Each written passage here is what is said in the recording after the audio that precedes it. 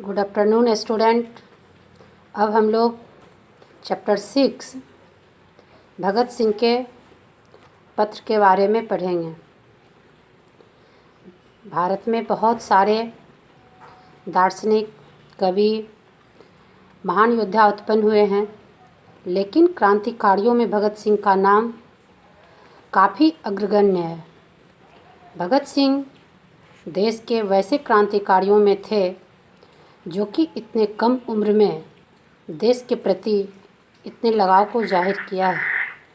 इस पत्र में उन्होंने लिखा है कि जब मेरा यज्ञोपवीत हो रहा था, यानी जनेऊ संस्कार जिसे कहते हैं, उस समय मेरे यज्ञोपवीत में महात्मा गांधी आए थे और मुझे आशीर्वाद देते ही उन्होंने कह दिया, इस खिदमते वतन के वक्फ दिया गया है। इसे मैं वक्त की प्रतीक्षा कर रहा हूँ कि मैं जो यह आशीर्वाद पाया गांधी जी से, मैं इसे कैसे पूरा करूँ। उन्होंने सबसे पहले इस बात को जाहिर किया कि कोई भी जो देश के गण्यमान्य व्यक्ति हैं, मुझे जब उन्होंने यह आशीर्वाद दिया कि यह अपना जीवन जो है वह देश के प्रति न्यौछावर करेगा, देश सेवा में व्यक्त करेगा, तो मैं अवश्य करूँगा। कुछ ऐसी ही बात हुई और जब भगत सिंह अंग्रेज़ों का विरोध करने के लिए चले, उस दरम्यान वो जेल में चले जाते हैं, क्योंकि वो अंग्रेज़ों का विरोध कर रहे थे और उनका स्थानांतरण दिल्ली जेल में हो गया था। दिल्ली जेल से ही उन्होंने यह पत्र लिखा है। जैसा कि पत्र में उन्होंने लिखा है कि मेरी जो अर्ज थी वह हम लोग पुलिस वाले के सामने नहीं रखे। वह 22 अप्रैल की बात है कि उसे दिल्ली जेल में उन्हें दाखिला करा दिया। उस वक्त दिल्ली जेल में 7 मई को जेल के अंदर ही उनका मुकदमा शुरू हो गया। इस मुकदमे के दरम्यान उन्होंने जरा सा भी अपना धैर्य नहीं खोया और उन्हें मालूम हुआ कि शायद उनके पिताजी इस बात से काफ़ी तकलीफ़ में हैं, अधीर हो रहे हैं। तब उन्होंने यह पत्र लिखने के लिए सोचा कि मैं तो इस जेल में रह कर के भी अपने देश कार्य की योजना में लगा हूँ और पिताजी हमारे वास्ते कुछ ज़्यादा ही परेशान हैं। उनकी परेशानी को आंकते हुए उन्होंने प्रश्न लिखा। इस प्रश्न में बहुत कुछ ऐसे शब्द हैं जो हिंदी से हटकर है। जैसे शब्द का प्रयोग हिंदी में हुआ है, लेकिन वह शब्द उर्दू के हैं। उन्होंने लिखा है कि मेरे ज़िंदगी का यह उसूल नहीं था कि मैं किसी के सामने झुकूं। तो उसूल का अर्थ होता है सिद्धांत। और जो उन्होंने यह लिखा है पहले कि मैं दुनियायाबी खासियत बायसे की कशिश नहीं हूँ, यानी मेरी इच्छा यह नहीं है कि मैं सांसारिक सुख को प्राप्त करूँ। वक्फ का अर्थ होता है न्यौछावर करना। उन्होंने अपने देश के लिए अपने जीवन को वक्फ किया है, यानी न्यौछावर किया है।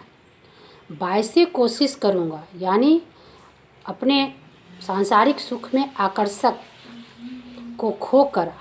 को खोकर वह अपने वतन के लिए जो सोचा सो किया। उसी बात को यह पत्र में अपने पिताजी के सामने जाहिर कर रहे हैं।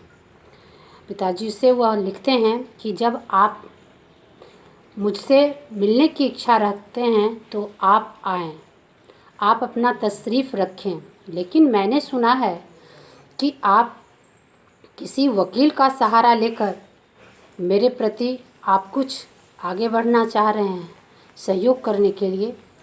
यह मुझे कतई पसंद नहीं है। किसी वकील की कोई ज़रूरत नहीं है। आप मेरे पास मिलने आए। हो सके तो आप मेरे लिए गीता रहस्य, नेपोलियन की मोटी सवानह उम्री जो आपको मेरी कुतुब में मिल जाएगी, ऐसी कुछ उपन्यास हैं। इसके अलावा अला नॉवेल लेते आइएगा। लेकिन आप अपने साथ वालिदा साहिबा को मत लाइएगा, माँ जी को मत लाइएगा, तथा मेरा प्रणाम दादाजी दादी जी को कहिएगा। जेल में हमारे साथ बहुत अच्छा निहायत हो रहा है, अच्छा सलूक निभाया जा रहा है। आप किसी बात का फ़िक्र न करें।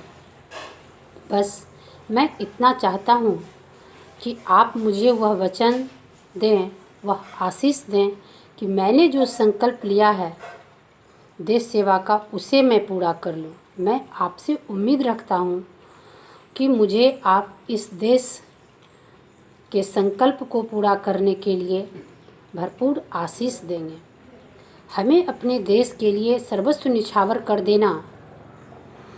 आपके आशीष से ही मेरा यह कार्य पूरा हो सकेगा। जब इस पत्र को उनके पिताजी पढ़ते हैं तो वह काफ़ी अपने दिल में अपनी आस्था देश के प्रति जताते हैं। ऐसा आया है, पुत्र मोह तो होता ही है, हर लोगों को होता है, लेकिन जब वो भगत सिंह की दृढ़ संकल्पता को इतने अच्छे से आंकते हैं कि मेरे पुत्र वास्तव में देश के प्रति कितना जागरूक है। आज़ादी किसी एक व्यक्तियों का प्रयास का फल नहीं हो सकता है। तो ठीक है, उस समय देश आज़ाद नहीं था, सारे लोग अपने कार्य में तल्लीन थे, तो अंदर से उन्हें इस बात की खुशी थी कि मेरा पुत्र भी देश सेवा के लिए अपने आप को निछावर करने के लिए तैयार है। लेकिन भला उनकी माँ और अन्य लोग जो थे वो तो काफ़ी परेशान थे। इसी सब बातों को सोचते हुए उन्हें जेल में यह पत्र लिखना पड़ा। वे लिखे हैं पत्र में कि आप वैसे सब व्यक्तियों को हमारा नमस्कार बताएंगे जैसे रणवीर सिंह, कुलतार सिंह आदि को मेरा नमस्ते कहेंगे, ताकि उनके प्रति जो मेरी श्रद्धा है उन्हें यह मालूम हो कि मैं कोई गलत काम करने नहीं जा रहा हूँ। इसलिए वह हमें काफ़ी अच्छे रास्ते को देखकर वह हमें आशीष देंगे और किसी बात का फिक्र आप ना करेंगे। आपका एड्रेस मुझे मालूम नहीं है। पत्र में यह भी वह लिखे हैं कि मुझे आपका एड्रेस मालूम नहीं है, इसलिए इस पते पर मैं कांग्रेस दफ्तर लिख रहा हूँ। यानी जेल में जब वो पढ़े हैं तो उन्हें लगता है कि यह पत्र शायद हो ना हो मेरे पिताजी के हाथ ना लगे, लेकिन उन्होंने जब कांग्रेस दफ्तर की तरफ से यह पत्र भेजे हैं तो लगता है कि जब अवश्य मेरे पिताजी के हाथ यह पत्र लग जाएगा। क्रांतिकारी यूँ कोई नहीं बन सकता है जब तक वह कोई मन में दृढ़ संकल्प नहीं लेगा। संकल्प को पूरा करने के लिए जब उसमें अदम उत्साह नहीं होगी, अपना साहस नहीं होगा, अपना धैर्य नहीं होगा, तब तक उसे कोई क्रांतिकारी नहीं बना सकता है। क्रांतिकारी कोई ऐसी पाठ नहीं है कि रट सके। क्रांतिकारी के लिए अंदर की चेतना आवश्यक है, किसी के प्रति श्रद्धा भाव आवश्यक है, जैसा कि भगत सिंह के जीवनी से लोग अवगत हैं। यह पत्र लिखना उनका उद्देश्य सिर्फ पिताजी के साथ नहीं था। जैसा कि पत्र में उन्होंने लिखा है कि पत्र पढ़ने के प्रति लोगों में क्या श्रद्धा होती है, उसके लिए उन्होंने अनेक तरह के उपन्यास मंगाए। जैसा कि पत्र में ये भी देखे कि आपने उन्हें संबोधित किया कि गीता रहस्य, यानी गीता में जो कृष्ण ने अर्जुन को संदेश दिया है युद्ध क्षेत्र में कि तुम अपना कर्म करो, फल की इच्छा मत करो, और कर्म का फल हमेशा अच्छा होता है। तो इसी बात को लेकर के उन्होंने यह बात अपने पिताजी को स्पष्ट करना चाहा कि मैंने जो कार्य कर रहा है इससे पहले कृष्ण कर चुके हैं, कृष्ण का यह संदेश है, इसलिए मैं गलत रास्ते पर नहीं हूँ।